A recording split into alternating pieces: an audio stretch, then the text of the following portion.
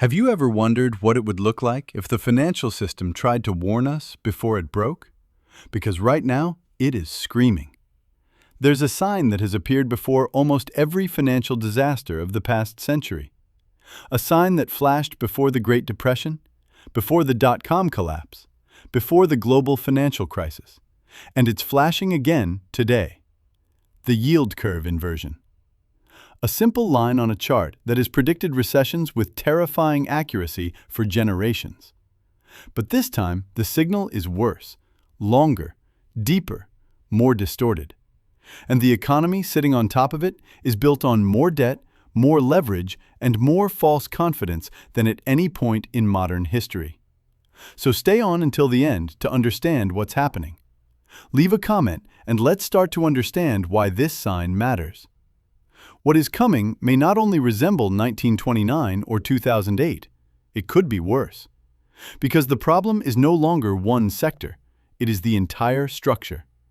And the most dangerous part is this: everything still looks fine.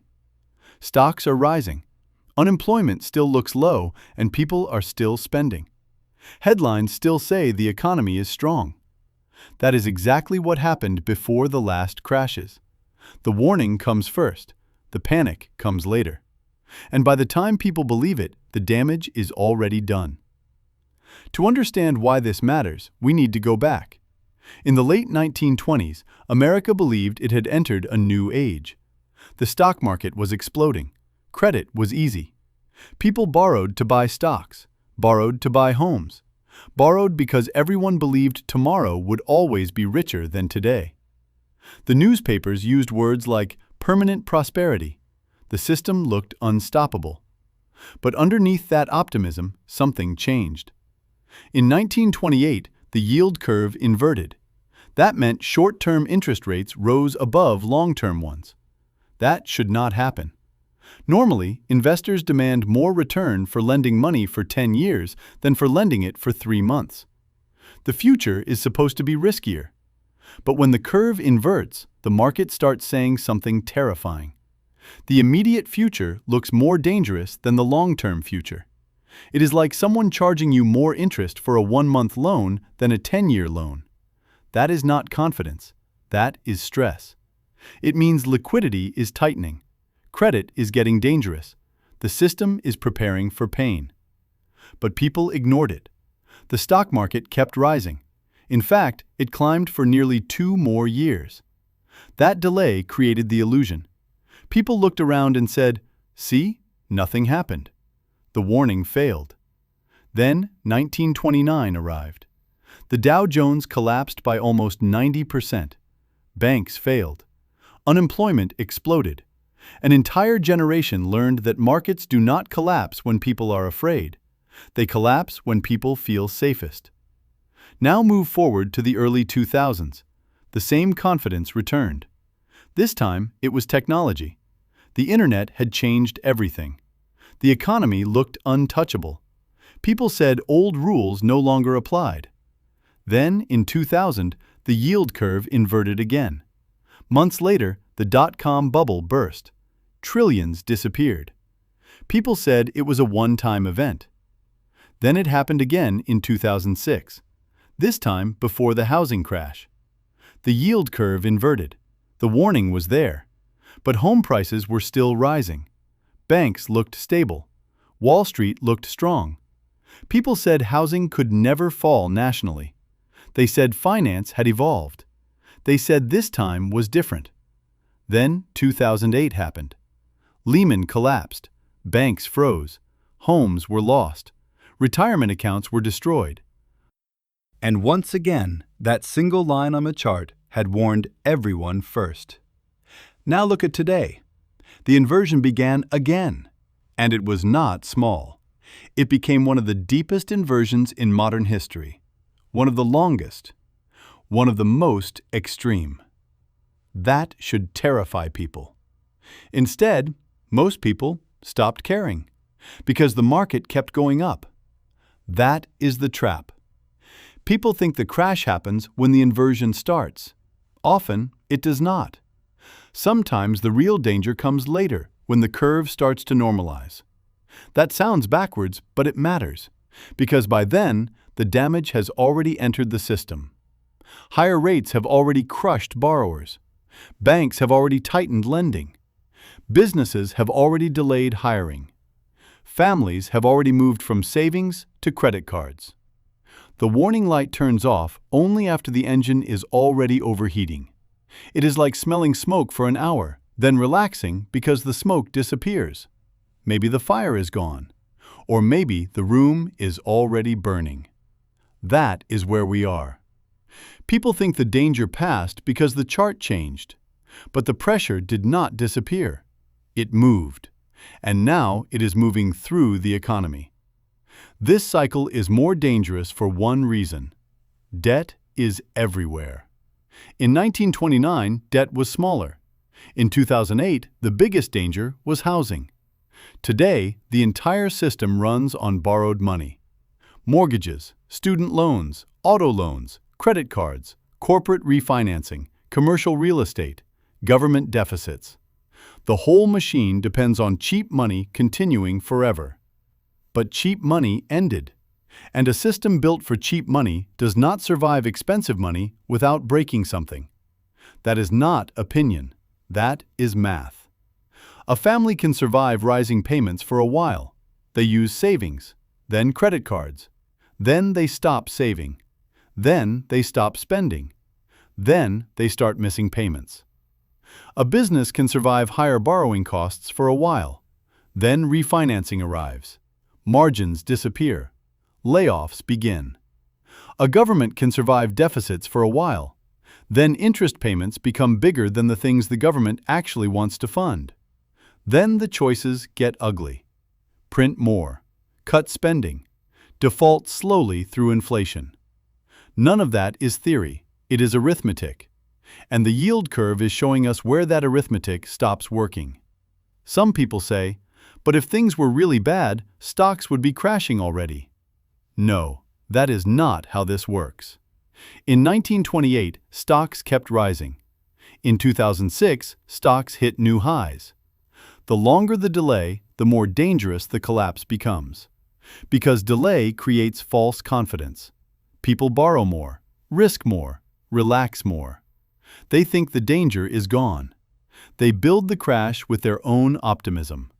That is the psychological trap. The longer the illusion lasts, the worse the ending usually becomes. And right now, the illusion is strong. People see low unemployment and think the system is healthy. But look underneath. Credit card delinquencies are rising. Corporate bankruptcies are rising. Small businesses are paying far more to finance basic operations. Commercial real estate is under pressure. Full-time employment is weaker than headlines suggest, while multiple job workers rise. The economy looks strong on paper. Underneath, the pressure is building. That is how every major break starts. Strength on the surface, weakness underneath. People think collapse looks like panic. Usually, it looks like denial. That is why the bond market matters. The stock market is emotional. It chases momentum. It chases stories. It chases hope. The bond market is colder. It cares about repayment, duration, default, real cash flow, and future survival. When the bond market sends a warning, it is not trying to be dramatic. It is repricing reality. And right now, reality is expensive. That is why this could be worse than 2008. Not because the exact crash will look bigger, because the system is more connected, more leveraged, and more fragile. One major default no longer stays isolated. Banks connect to funds. Funds connect to pensions. Pensions connect to governments. And governments connect to currencies. Everything touches everything. One serious liquidity freeze spreads fast. That is the real danger, not one collapse, a chain reaction.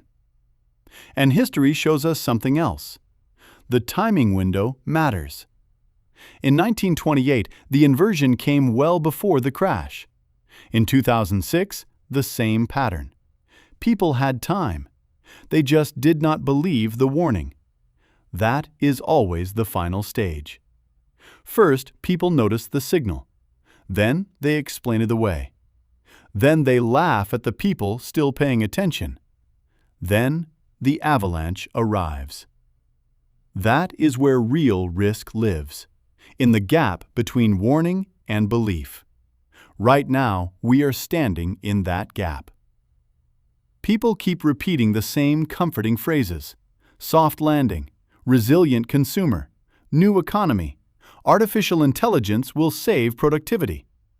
Every generation has its own reason to believe the old warnings no longer apply. In 1929, technology would prevent crashes. In 2006, housing prices could only rise. Today, people believe endless debt can be carried because the system is smarter now. But human nature has not changed. Leverage still breaks people. Debt still demands payment. And math still wins. Always. That is the brutal truth. The yield curve is not predicting because it is magical. It predicts because recessions are usually created the same way. Money gets tight. Debt gets heavy. Confidence lasts too long. And then something snaps. That formula never really changes. Only the packaging changes. People ask, so what should we do? The answer is not panic. Panic is useless. The answer is awareness, preparation, understanding that rising markets do not erase underlying risk, understanding that a delayed recession is often a more dangerous recession, understanding that if everyone around you feels certain nothing bad can happen, that is usually when you should pay the most attention. Because financial history punishes certainty more than fear. Fear makes people cautious. Certainty makes them reckless. And right now, certainty is everywhere. People think because the crash did not arrive on schedule, it never will. That belief has destroyed fortunes before. It can do it again. The yield curve is not a headline. It is not entertainment. It is the economy whispering the truth before the crowd is ready to hear it.